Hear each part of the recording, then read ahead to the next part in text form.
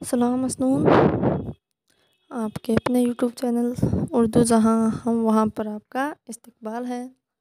آج ہم پڑھنے والے ہیں U G C NET J R F Urdu کے سلیبس میں شامل 8ویں اکائی، جس کا نام ہے غیر افسانوی نثر۔ اس کے بارے میں ہم پڑھیں گے مرزا فرحت اللہ بیگ۔ فرحت اللہ بیگ کا مشہور خاکہ نذیر احمد کی کہانی کچھ میری کچھ ان کی زبانی۔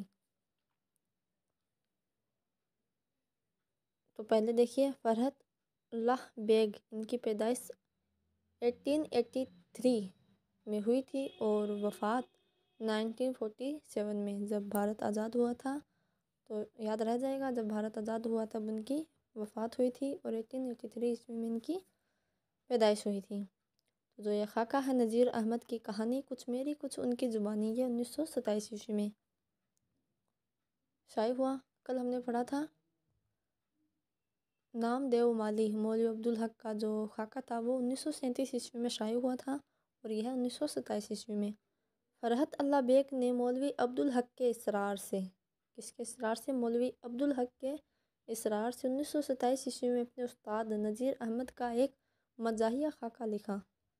تو فرحت اللہ بیگ نے مولوی عبدالحق کے کہنے پر، یعنی انہوں نے کہا تھا کہ ان کے اوپر خاکہ لکھیے، تو تب انہوں نے نذیر احمد پر خاکہ لکھا اور 1927 عیسوی میں کہا تھا یہ خاکہ اردو کا باضابطہ پہلا خاکہ ہے۔ اگر پوچھا جائے کہ اردو کے پہلے خاکے کا کیا نام ہے تو نذیر احمد کی کہانی کچھ میری کچھ ان کی زبانی۔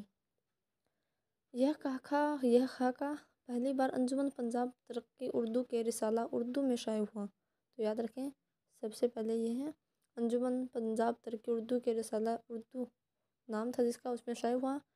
پھول والوں کی سیر، دہلی کا ایک یادگار مشاعرہ اور ایک وصیت کی تکمیل میں مرزا فرحت اللہ بیگ کی مزاحیہ تحریروں کے اعلیٰ نمونے ہیں۔ تو یہ ان کی تصانیف کے نام ہیں، پھول والوں کی سیر، دہلی کا ایک یادگار مشاعرہ، یاد رکھیں، اور ایک وصیت کی تکمیل۔ مولوی عبدالحق مرزا فرحت کے متعلق کہتے ہیں مرزا فرحت اللہ بیگ کا بیان بہت سادہ و دل آویز ہے، جس میں تصنع نام کو نہیں، یعنی بناوٹی پن نام کو نہیں۔ رشید احمد صدیقی کہتے ہیں فرحت اللہ بیگ کو عہد مغلیہ کے آخری دور کی معاصرت اور تمدن کا صحیح اور دلکش ترین مرقع اتارنے میں بڑی قدرت حاصل ہے۔ رشید احمد صدیقی نے ان کی تعریف کی ہے۔ حسن عسکری کہتے ہیں وہ، یعنی مرزا فرحت اللہ بیگ، ظرافت اور قصہ نگاری کو ملا کر شخصیت نگاری کا خمیر اٹھاتے ہیں، جس سے ان کے شخصی مرقوں میں ادبی حسن اور فنی عظمت آ جاتی ہے۔ شخصی مرقوں یعنی امیجنیشن، جو تصویر کشی کی ہے، اس کے بارے میں بتایا ہے۔ اب دیکھیں نذیر احمد کے خاکہ سے ماخوذ قابل ذکر باتیں۔ فرحت اللہ بیگ خاکے کا آغاز ان لفظوں میں کرتے ہیں اللہ اللہ۔ ایک زمانہ تھا کہ میں اور دانی مولوی صاحب مرحوم کی باتیں سنتے تھے، ان کی ہمت ہماری ہمت بڑھاتی تھی، ان کا طرز بیان ہماری تحریر کا رہبر ہوتا تھا، ان کی خوش مزاقی خود ان کو ہنساتی اور ہمارے پیٹ میں بل ڈالتی تھی۔ یہ اس سے آغاز ہوتا ہے۔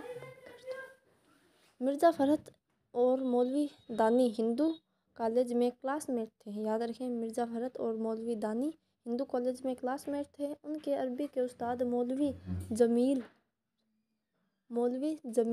الرحمن تھے۔ پہلے انہوں نے مولوی ضیاء الرحمن سے عربی سیکھنے کی گزارش کی تھی۔ تو ان کے عربی کے استاد کون تھے؟ مولوی جمیل الرحمن، اور پہلے انہوں نے مولوی ضیاء الرحمن سے عربی سیکھنے کی گزارش کی تھی، لیکن انہوں نے نہیں سکھایا، تو اس لیے وہ مولوی جمیل الرحمن سے عربی سیکھے تھے۔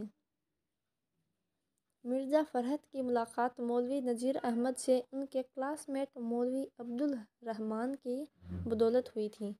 تو مرزا فرحت کی ملاقات مولوی نذیر احمد سے ان کے کلاس میٹ مولوی عبدالرحمن کی بدولت ہوئی تھی۔ یاد رکھیں مرزا فرحت کی ملاقات جو مرزا فرحت اللہ بیگ ہے، ان کی ملاقات مولوی نذیر احمد سے کس کی بدولت ہوئی تھی؟ ان کے جو کلاس میٹ تھے مولوی عبدالرحمن، ان کی بدولت ہوئی تھی،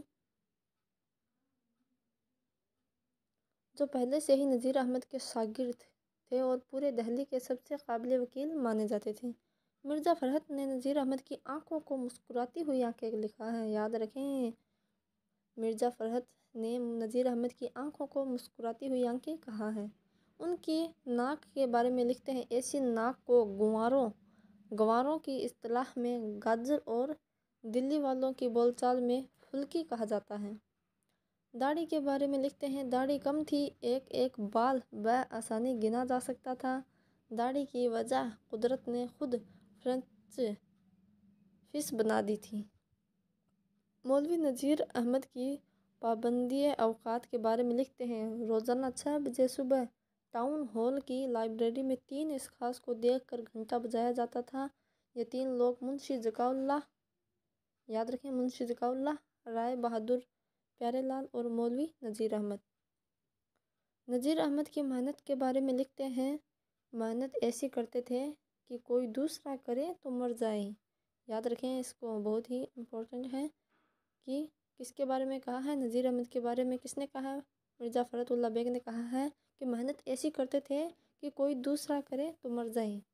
تو ہمیں بھی ان سے سیکھ لینی چاہیے، محنت کرنی چاہیے خوب دل لگا کر۔ آگے دیکھیے، نذیر احمد میوہ کے شوقین تھے، میوہ یعنی مٹھائی کے شوقین تھے، خوب میوے کھاتے تھے، مگر ان کے شاگرد یعنی مرزا فرحت کو یہ حسرت یعنی خواہش ہمیشہ رہی کہ کبھی وہ میوہ خوری میں اپنے استاد کے شریک نہ ہو سکے، کیونکہ استاد نے کبھی شرکت کی دعوت ہی نہ دی۔ نذیر احمد سود کھانا جائز سمجھتے تھے اور تعویلوں سے اعتراض کرنے والوں کا منہ بند کر دیتے تھے۔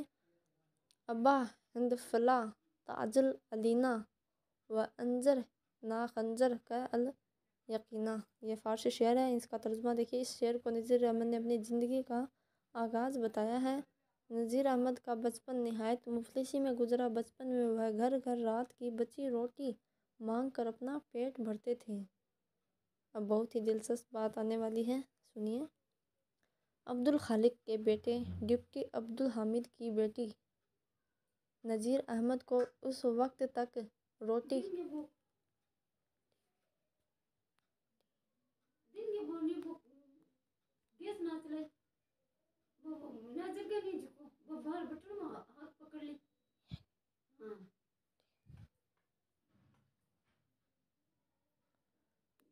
اب دیکھیں، مولوی عبدالخالق کے بیٹے ڈپٹی عبدالحمید کی بیٹی نذیر احمد کو اس وقت تک روٹی نہ دیتی تھی جب تک اس لڑکے سے محلے بھر کا مسالہ نہ پسوا دے۔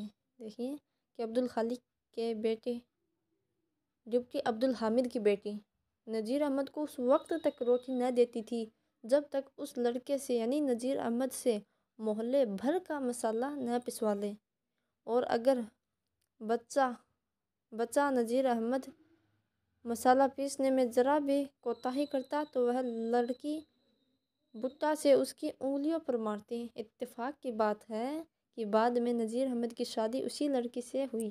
دیکھیں کتنی گجب کی بات ہے کہ جو لڑکی ان سے مسالہ پسواتی تھی اور کام نہ کرنے پر ان کو ڈنڈے سے مارتی تھی، اسی سے بعد میں ان کی شادی ہوئی ہے۔ تو نذیر احمد نے اپنے آپ کو اس قابل بنایا کہ جو عبدالخالق جو ان کے استاد تھے انہوں نے ان سے شادی کر دی۔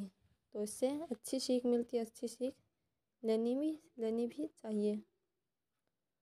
خاکے میں مرثیہ کے عظیم شاعر مرزا دبیر کی یہ رباعی وارد ہوئی ہے۔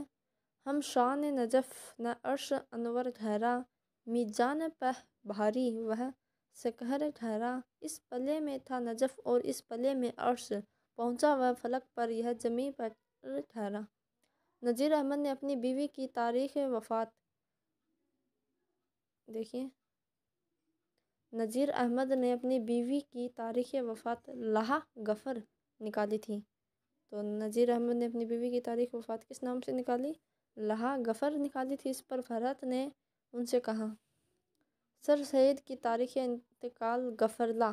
تو سر سید کی تاریخ کال غفرلا پر آپ نے صرف الف کا اضافہ کر کے اس کو اپنا مال بنا لیا ہے۔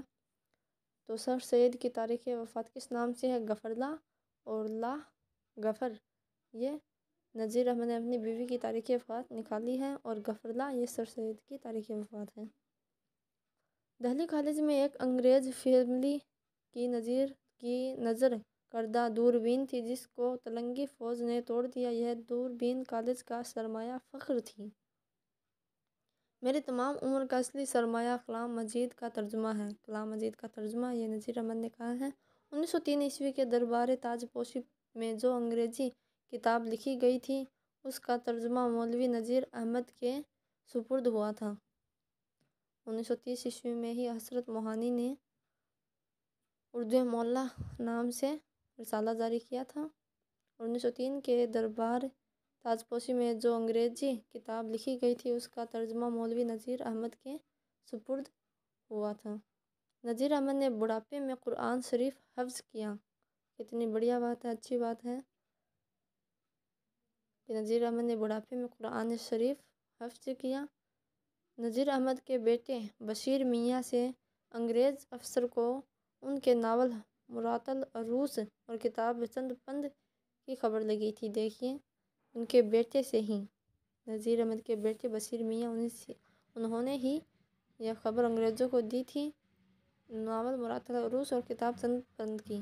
سر ولیم میور نے نذیر احمد کے ترجمہ قرآن کو منگا کر ایڈنبرگ یونیورسٹی میں پیش کر دی اور مولوی نذیر احمد کو گھر بیٹھے LL.D کی ڈگری مل گئی۔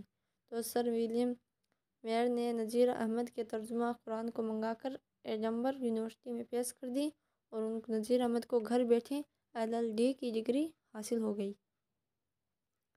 مرزا فرحت اللہ بیگ 1903 عیسوی میں حیدرآباد چلے گئے۔ اس کے بعد دہلی میں 2 مرتبہ ان کے استاد نذیر احمد سے ملاقات ہوئی۔ اسی زمانے میں ان کی کتاب امہات علامتہ پر واویلا مچا ہوا تھا۔ حیدرآباد آنے کے تھوڑے ہی دنوں بعد معلوم ہوا کہ چہکتے ہوئے بلبل نے اس گلشن دنیا سے کوچ کیا۔ جب کبھی دہلی جاتا ہوں تو مولوی صاحب کے مکان پر ضرور جاتا ہوں۔ یہاں چہکتے ہوئے بلبل نے اس گلشن دنیا سے کوچ کیا، یعنی چہکتے ہوئے بلبل یعنی نذیر احمد نے۔ خاکے کے اختتام میں ذوق کا یہ شعر درج ہے، یاد رکھیں کس کا ہے؟ ذوق کا۔ یہ چمن یوں ہی رہے گا اور سارے جانور اپنی اپنی بولیاں سب بول کر اڑ جائیں گے، اللہ بس باقی ہوش، یہ بھی یاد رکھیں، اللہ بس باقی ہوش آخر میں آیا ہے، اور ذوق کا یہ آخر میں شعر بھی وارد ہوا ہے۔ یہ چمن یوں ہی رہے گا اور سارے جانور اپنی اپنی بولیاں سب بول کر اڑ جائیں گے، یعنی سب لوگ، ہم سب جو ہیں، چمن یہ دنیا کا چمن ہے اور ہم سب جانور یا انسان ہیں، اور سب اپنے اپنے جو کام ہیں ان دنیا میں آئے ہیں ان کو ایک دن جانا ہی ہے، اور سب ایک دن یہاں سے چلے جائیں گے۔ یاد رکھیں ذوق کا یہ شعر وارد ہوا ہے، اور اللہ بس باقی ہوش آخر میں یہ ہے۔ اگر پوچھ لیا جائے کہ یہ کس کتاب میں یا کس خاکے میں شامل ہے تو یاد رکھیں ڈپٹی نذیر احمد کی کہانی کچھ میری کچھ ان کی زبانی اس میں شامل ہے، جو مرزا فرحت اللہ بیگ نے لکھا ہے۔ تو یہ تھی ان کے بارے میں تفصیل سے جانکاری۔ امید ہے کہ آپ اس کو پڑھیں گے اور اپنے دوستوں کے ساتھ بھی ضرور شیئر کریں گے، اور محنت کرتے رہیے، انشاءاللہ ایک دن کامیابی ضرور ملے گی، بس لگاتار پڑھتے رہیے۔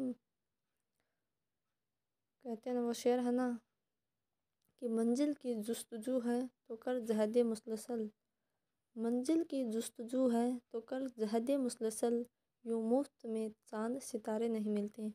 تو بنا محنت کے کچھ نہیں ملنے والا، کچھ حاصل نہیں ہوگا، محنت کرنی ہی ہوگی۔ جس کو کچھ بننا ہے تو وہ ضرور محنت کرے گا، تو بس محنت کرتے رہیے، اللہ پر بھروسہ رکھیے، انشاءاللہ ضرور کامیاب ہوگے۔ تو آج کے لیے اتنا ہی، کل پھر ملیں گے، اللہ حافظ۔